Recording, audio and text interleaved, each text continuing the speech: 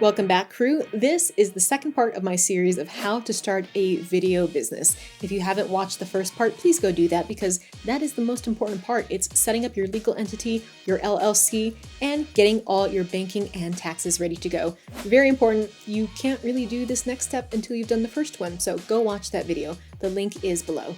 Okay, but if you have watched the first one, welcome back, and we're going to get started on part 2, which is gear and setup.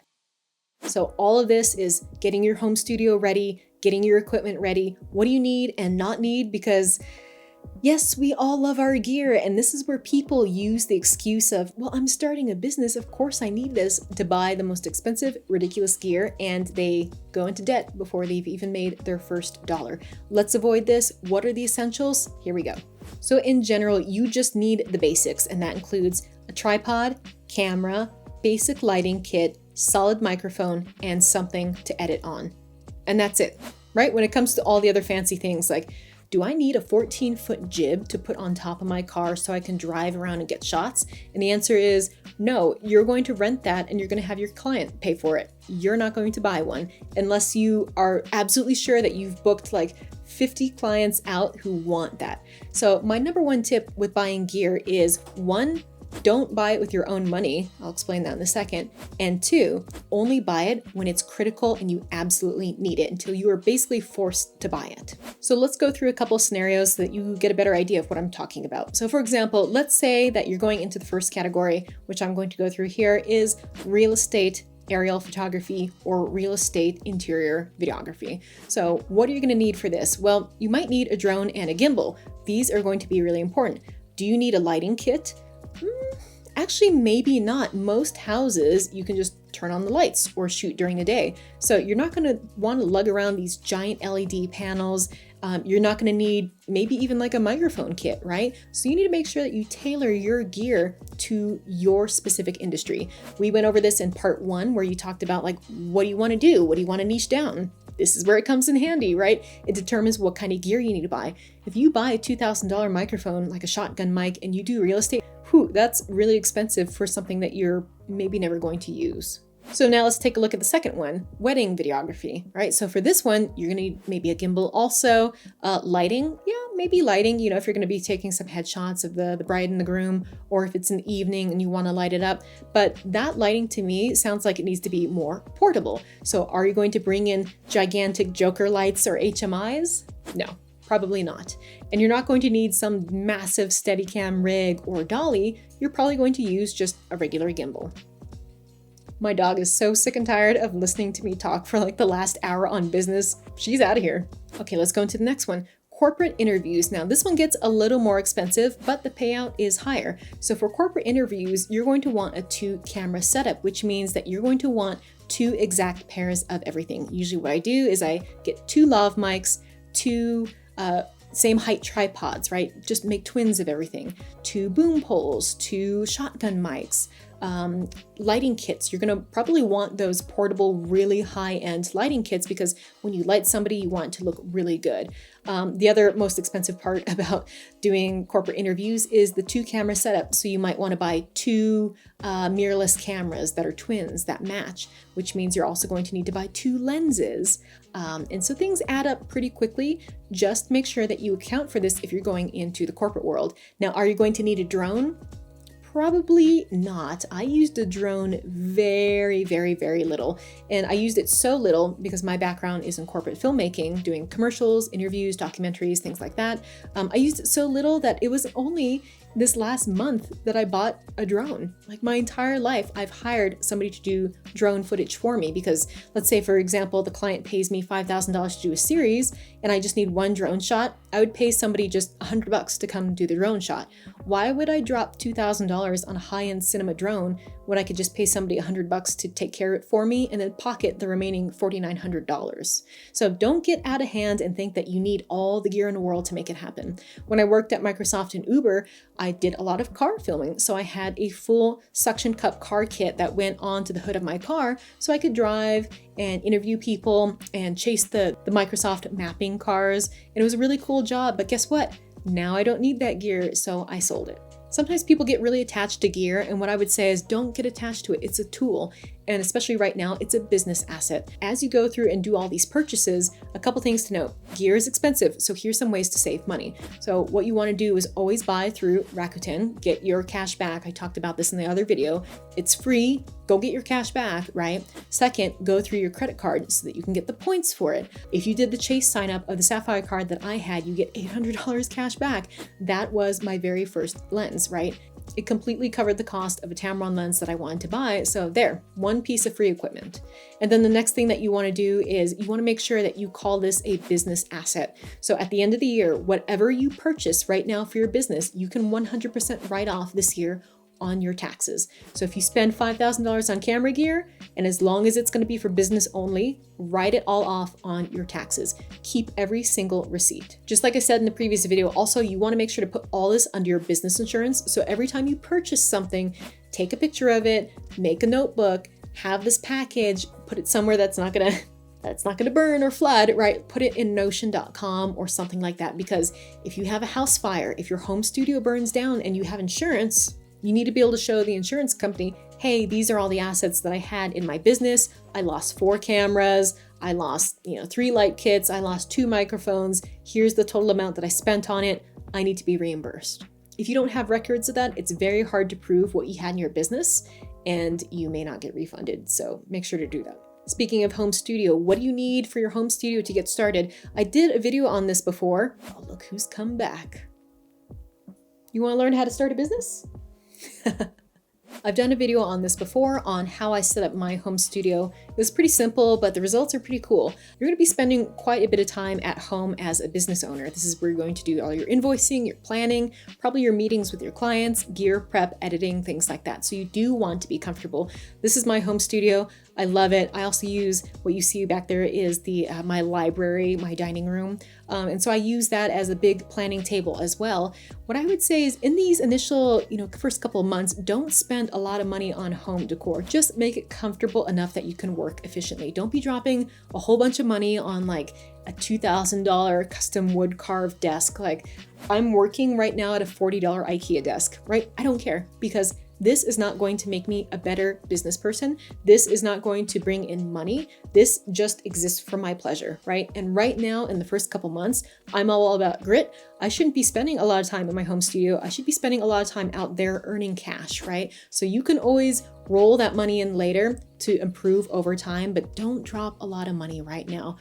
I know things look cool with like the gradient LED lights and blah, blah, blah, but like just don't spend the money on that, right? It's not earning you money. It is a liability, not an asset. If you've never read Rich Dad, Poor Dad, you might want to do that right now.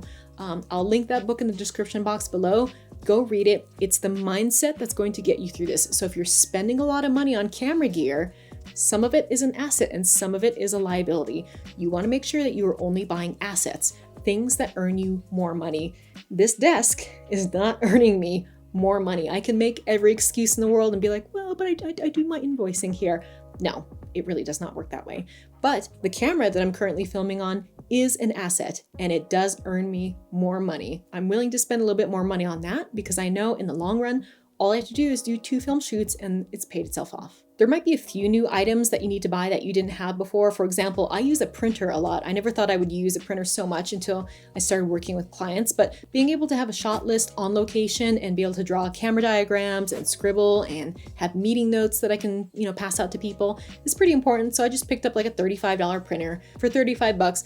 It is useful to have in the home studio. Another thing that I had to do is as I started working with more clients, I had to expand my RAID. So for you, I would just start very simple with a small amount. If you haven't watched my other video on the glass slipper method, I do this because I do this in the video, but the glass slipper method is your way of doing redundancy. This is very important because as you start to work with clients, you're going to have tons and tons of footage. You don't want to lose that footage. You don't want it to be corrupted. This is a process of making sure that you have your SD card go to your hard drive, which sometimes goes to the client, sometimes stays with you, and then you want to back it up to the cloud. That's why you have sync.com, right? You want to make sure that you have this whole ecosystem built into one because it's very important to keep all your stuff organized in one spot. So for your home studio, create a system where you have a RAID you have fast editing hard drives, you have a computer, a business computer, and all that is set up to back up automatically. That way you are most efficient in your workflow when you're working at home in your studio. Notice how I did not say in here, drop $7,000 on a new editing machine and put LED lights in it. No, that is a liability, not an asset. You want to make sure that you're buying assets. Buy the minimum what you need to get started, because you want to make sure you have enough money to float for the next couple months so that you can focus on succeeding and getting clients. If anything, you should be spending your money on advertising to go get those leads, not on the gear. I think in the future, I'm going to do a video on film gear that I bought and never used, because there's a massive list of stuff that I know every filmmaker has bought and we just don't use it. So I might as well give you that list here. Maybe I'll do it for Black Friday before you guys go crazy and start buying stuff. But I'm going to create an entire list of film gear that I thought that I would use, and I honestly just have never used it. It's just been a massive waste of money. Or I've bought it and I've used it for the grand total of once for a client, and you know what? I wish I would have rented it instead. So maybe I'll make that list in the future. Comment below if that's something that you want, because then you're not wasting your money. I always make sure to put stuff on 0% interest if I can. I think, if you signed up for that Chase credit card, you not only got the $800 in points to spend, but I think you get like the first year is 0% interest. This is your chance to take film gear, split it over 12 months. Right now, it's really critical that you have cash in the bank so that you can float for the next 3 months, so that you do have some runway time away from your old job to build your business and book clients. Because again, you're not going to get paid for about the first month and a half. You got to do the work. You got to get paid by the client. You got to invoice them. You got to be able to roll the money into your bank account, right? Try and buy yourself some time by putting things on 0% interest. Now, this requires some discipline. So again, don't go gear crazy. Only buy what you need. Be responsible and put that over 12 months. I would say the next thing to update is microphones. This is more important than the camera. Most cameras these days do 4K and they look pretty good, and usually it's the lens that makes things look great, but the microphone is very, very difficult to try and make sound good if you have a crappy microphone. Upgrade the microphone before the camera. A couple more tips and tricks for if you're getting your gear. I mentioned it before, but try and share things with your friends, right? If you can go in on business with another person and just say, hey, you're starting your own film business, I'm starting my film business, but why don't we trade gear once in a while or be an assistant on each other's set? Well, now you've divided the work by 2, and this is a great way to expand your gear without dropping a lot of money. Do this with somebody you trust and make sure you have business insurance, because if they drop your camera lens, you're gonna have to replace it. In general, you wanna take about 5 to 10% and always put that into savings. And for me, I invest about 10% of what I earn back into better gear. And the only reason why I do this is not just to have more gear, but so that I can expand the amount of clients that I can reach. I only buy the gear and use that 10% savings if it's for something that the client needs. So recently I bought a drone because I want to start doing drone work and I could see some potential in being able to book a couple clients. Yep, I've got a drone, right? Or something like I really needed a slow motion 4K camera, so I bought the Sony a7S III, but for years and years I used this a7 III, and people were always shocked when I would show it with an a7 III and they're like, wait, you shot that film on an a7 III? And I'm like, yeah, it's not the gear, it's you. But yeah, I would use this a7 III, which does 4K, but doesn't do 4K slow-mo. And I just used like a couple of Sony Prime lenses, and I would shoot all these commercials and people would be like, I thought you used a really expensive camera. So yeah, it's not always the gear. Just because you buy some Red Dragon doesn't mean you're gonna suddenly book amazing clients and be good at your job, right? It really doesn't matter. What matters is your skill set. That's a completely separate video. It has nothing to do with this business setup, but this is assuming you have a couple of business skills, some filmmaking skills already, and that you kind of know how to do this. Learning filmmaking is different than setting up a business. You can run a film business without having any film skills if you can speak the language and you just want to be the director or the producer who hires out other people. You can start a business as that, so maybe you don't even need all this gear, right? Maybe you're just the manager who hires videographers to take care of stuff for you. All right, that's it for this video. Make sure to subscribe so that you can follow the rest of them, because next week we're going over getting the clients and working with them.